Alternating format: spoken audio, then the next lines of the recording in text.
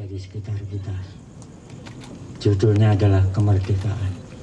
Kemerdekaan itu anak-anak kita yang pada musim kemarau bermain layang-layang, menarik, mengulur, dan mengadunya tanpa memasalahkan kenapa harus ada yang putus.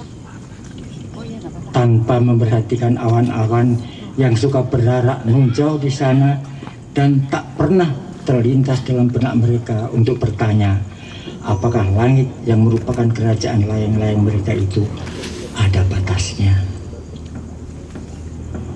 Kemerdekaan itu ibu guru yang mengajarkan cara mengatur bunyi dan huruf menjadi kata, merangkainya menjadi bahasa dan rumus matematika untuk kemudian mengajak anak-anak bergabung dalam paduan suara yang menyanyikan lagu-lagu yang menyatukan masa lampau, masa kini, dan masa datang, yang perlahan menyusup keluar ruang kelas dan meluap ke jalan yang lurus, jalan yang silang menyilang, yang konon tak pernah ada ujungnya.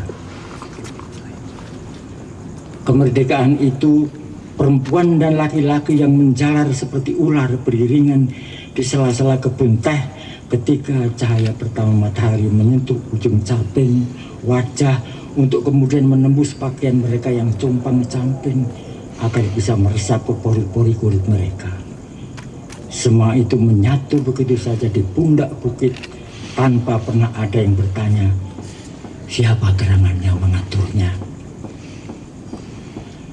Kemerdekaan itu tukang kebun yang menyapu dan daun dan bunga yang berguguran dari pohon kembang sepatu di pekarangan rumah kita, lalu menebarkan air segar tanah basah dan apapun bisa tumbuh dan berbunga, berbuah dan membagi-bagikan pesona, harum dan lezatnya begitu saja kepada kita tanpa memperdulikan demi apa.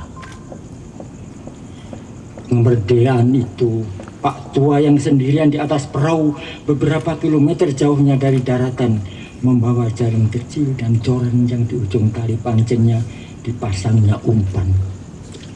Ia tidak boleh terlena menyapa camar yang suka melayah menepis buih di sekitar buritan perahunya. Ia harus selalu siap menunggu, siapa tahu ada ikan yang entah sengaja entah masuk ke dalam jala atau menyambar umpannya. Kemerdekaan itu pramugari yang memeragakan cara menyelamatkan diri dan memeriksa apakah semua penumpang sudah mengenakan sabuk pengaman, lalu buru-buru duduk ketika terdengar perintah dari kokpit agar bersiap-siap sebab pesawat segera akan tinggal landas. Ia sudah sangat terlatih untuk itu. Kemerdekaan itu segerombol orang muda bersepatu, beberapa di antaranya mulai melonggarkan dasi sambil menenteng tas. Beberapa lagi membincangkan berita koran hari ini, menunggu bis kota di shelter, tak bosan-bosannya menoleh ke kanan, harap-harap cemas menunggu moga-moga ada bis yang masih bisa menampung mereka sampai ke rumah dengan selamat, meskipun terlambat.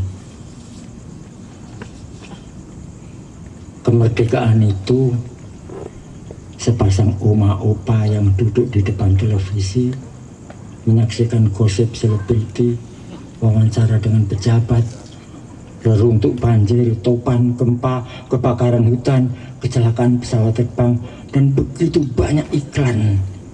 Semuanya tak tertampung lagi dalam memori yang begitu terbatas.